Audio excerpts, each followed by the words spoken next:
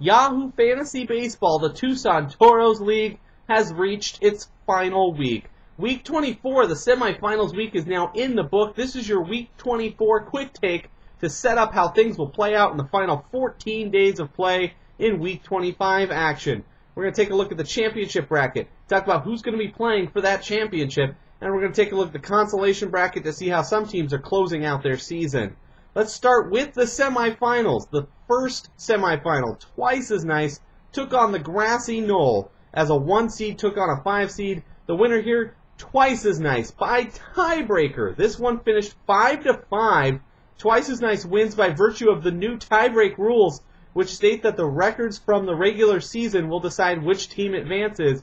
Twice as Nice defeated Grassy Knoll in 2 matchups by a final tally of 13, 6, and 1 in the 20 categories. So Twice as Nice will advance to the final for the second straight season in hopes of their first crown.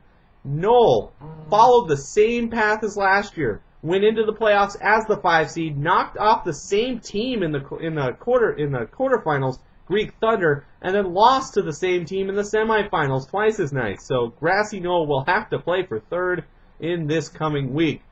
Twice as Nice won the offensive side 4-1, and then Knoll bounced back with a very strong pitching performance, winning 4-1. Despite the lopsided offensive pitching results, all the battles were very close all week long. Twice lost the RBIs category, but won the other 4 offensive categories. 9 players hit homers, including Robinson Cano, who was the only player to hit more than 1 homer for Twice as Nice. He had 2 homers, 7 RBIs, and a .520 average. Twice had 6 players hit over 300, while 4 players hit under 200. For example, Buster Posey with a .350 average this week. Teammate Aubrey Huff had an average of 182. No breakout performances, but everybody contributed for Twice as Nice, as 9 players had multiple RBIs and 9 players had multiple runs this week. For Grassy Knoll, only 5 players hit homers this week. The lone multi-homer performance was Neil Walker's 2 homers. He hit 154 to go with that. Only 3 players hit over 300 for the squad. Logan Morrison hit 364 with 7 runs for Grassy Knoll. Some good performances out of Matt Holliday with 8 RBIs and a .423 average, and Ryan Rayburn with 6 RBIs and a .316 average. But Miguel Cabrera, the team's MVP all season long, was the biggest letdown for Grassy Knoll. No homers, 2 RBIs, and an .095 average when Knoll needed it most. Knoll tried to bounce back with an amazing pitching performance, with 7 wins from 6 pitchers versus Twice as Nice's 16 pitchers used. Knoll stood the test, won 4 out of 5 on the pitching side, 7 pitchers with an ERA under 2, 8 with a whip of 1 or less. Brett Myers, 2 wins, 15 Ks, and a 0.64 ERA. Daniel Hudson with a win, 14 Ks, and a 0.63 ERA. Knoll only lost the saves category, despite the fact that Carlos Marmol had 3 saves, and Rafael Soriano and Brian Wilson each chipped in a save apiece. Twice as Nice squeaks out a win in that saves category using 16 pitchers. Only won that saves category thanks to 2 saves apiece from Brad Lidge, Houston Street, and Matt Caffs.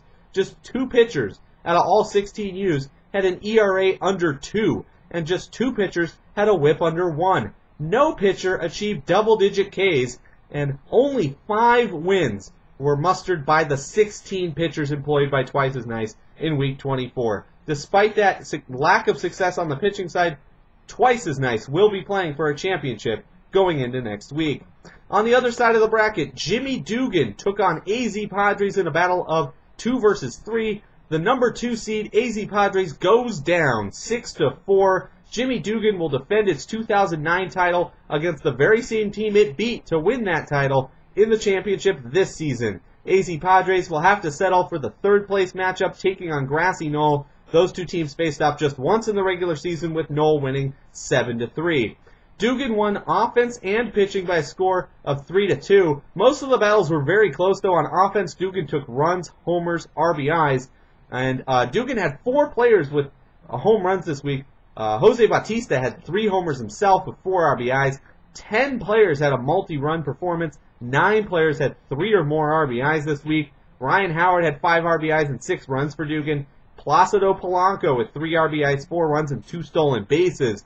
Just 2 players hit under 200 for Dugan, a team that has really struggled in that average category. but the struggles continued as only 3 players were able to hit over 300 for the week. AZ Padres had only 4 players hit homers as well. Adrian Gonzalez with 2 homers, 3 runs, 7 RBIs, and a .333 average. Ichiro had 4 stolen bases. Juan Pierre with 3 stolen bases. Adrian Beltre, 6 runs and a .421 average. Johnny Gomes with a 6 RBI, .348 average this week. Despite those individual performances, only 3 players for AZ Padres had 3 or more RBIs, and only 7 had multiple runs this week, and AZ Padres was unable to get it done on offense. In pitching, Jimmy Dugan took wins, ERA, and WHIP. 7 pitchers earned 8 wins, including John Lester's 2 wins, 16 Ks, and a 0.6 ERA.